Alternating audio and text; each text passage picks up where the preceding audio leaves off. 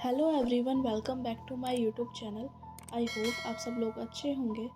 आज मैं आपके लिए एक रियल स्टोरी लेके आ गई हूँ जो कि कोलकाता के एक घर की है।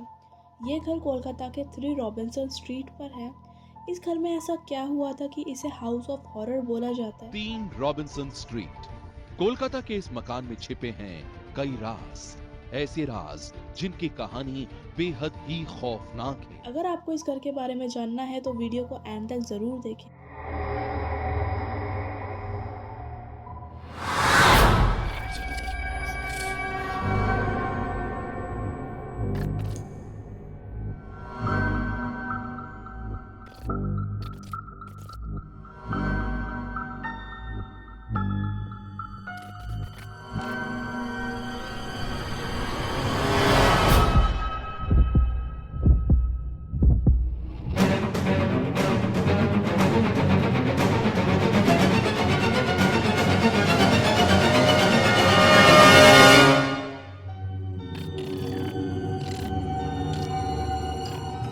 ये कहानी स्टार्ट होती है औरबिंदो डे से। Aurobindo De Kolkata airfield harbour limited के डायरेक्टर थे। ये कंपनी मशीन्स के पार्ट्स बनाने का काम किया करती थी। 1989 में रिटायरमेंट के बाद औरबिंदो अपनी फैमिली के साथ 3 रॉबिन्सन स्ट्रीट के अपने पुश्तैनी घर में शिफ्ट हो जाते हैं। उनकी फैमिली में उनकी वाइफ आरती और 2 बच्चे थे। बेटी का नाम देवजानी था और बेटे का पार्थ था। देवजानी एक स्कूल में म्यूज़िक टीचर थी और पार्था सॉफ्टवेयर इंजीनियर था और बेंगलोर में इन्फोसिस जैसी कंपनी में जॉब किया करता था। कुछ टाइम बाद पार्था को यूएसए से ऑफ़र आ जाता है और वो यूएसए चला जाता है। फैमिली में अभी तक सब कुछ ठीक चल रहा था और फिर 2007 में औरबिंदो की वाइफ आरती की कैंसर से डेथ हो जाती है। औरबिंदो और उनके दोनों बच्चे इस सदमे को बर्दाश्त नहीं कर पाते। घर में अजीब सा माहौल हो जाता है। देवजानी और पार्था दोनों ही अपनी जॉब छोड़ देते हैं। माँ की मौत के बाद देवजानी 2 कुत्तों को पालती है। देवजानी उन कुत्तों से काफ़ी अटैच थी, लेकिन अभी तक भी वो परिवार उस सदमे से निकल नहीं पा रहा था। फिर कुछ रिलेटिव्स ने उन्हें धार्मिक चीज़ों पर ध्यान लगाने को बोला। धीरे धीरे तीनों अलग अलग अपने रूम में रहा करते थे। कोई किसी से ज़्यादा बात नहीं किया करता था। इसके पीछे भी एक अजीब सा ही रीज़न था कि तीनों पेपर में लिख के एक दूसरे से बात किया करते थे। ऐसे ही 7 साल बीत जाते हैं और अगस्त 2014 में दोनों कुत्तों की भी मौत हो जाती है। पार्था को पता था कि देवजानी उन कुत्तों से काफ़ी अटैच थी, तो पार्था उन दोनों कुत्तों की बॉडी को घर में ही रखता है। लेकिन धीरे धीरे देवजानी बहुत ही धार्मिक होती जा रही थी। उसने खाना पीना बिल्कुल छोड़ दिया था और ज़्यादा होता था वो थोड़ा बहुत पानी पी लिया करती थी, इससे ज़्यादा वो कुछ नहीं खाती थी। और फिर दिसंबर 2014 में देवजानी की भी कमज़ोरी से मौत हो जाती है। देवजानी की मौत का सदमा पार्था को बहुत ज़्यादा लगा था।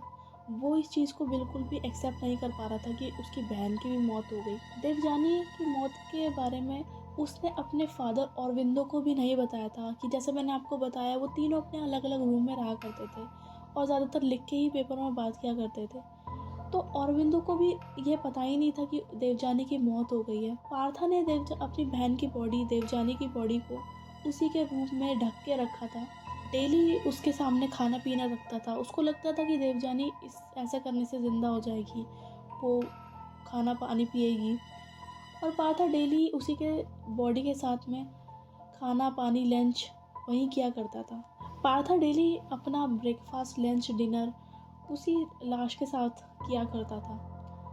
मतलब पार्था की मेंटल कंडीशन बहुत ज़्यादा ख़राब हो गई थी। और उधर औरबिंदो को जब ये पता चला बाद में, बहुत बाद में औरबिंदो को ये पता चला कि उसकी बेटे की भी मौत हो गई है, तो वो भी एकदम रिलैक्स, मतलब दोनों को मेंटल इतना शॉक लगा था कि दोनों कुछ घर से ना निकलते थे, ना किसी से बात करते थे, ना किसी रिलेटिव से भी बात करते थे।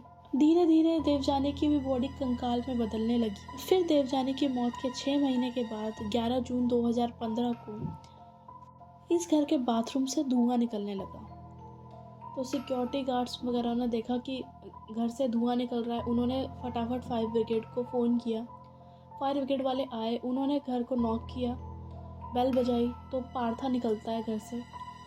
पार्था बिल्कुल नॉर्मल था। उसे इस बारे में पता ही नहीं था कि घर में आग लग चुकी है। तो उसको बताया कि आपके घर में बाथरूम से धुआं आ रहा है। तो उसने कहा हाँ आप जाके देखो। तो जब फायर ब्रिगेड वाले अंदर गए, उन्होंने बाथरूम का गेट तोड़ा तो उसमें औरबिंदो की लाश आधी जली हुई पड़ी थी।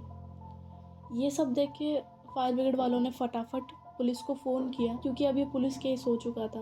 पुलिस आई, पुलिस ने जैसे ही पार्था से बात करने की कोशिश करी तो पुलिस को इतना कंफर्म हो गया था कि पार्था की मेंटल कंडीशन बहुत ज़्यादा ख़राब है।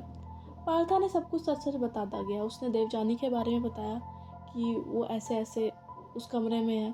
तो फिर जब जांच में पता चला कि वहाँ पे सिर्फ और सिर्फ देवजानी का कंकाल था, देवजानी के साथ साथ 2 कुत्तों का भी कंकाल था। पूरी इन्वेस्टिगेशन के बाद पार्था को जेल ले जाया जाता है।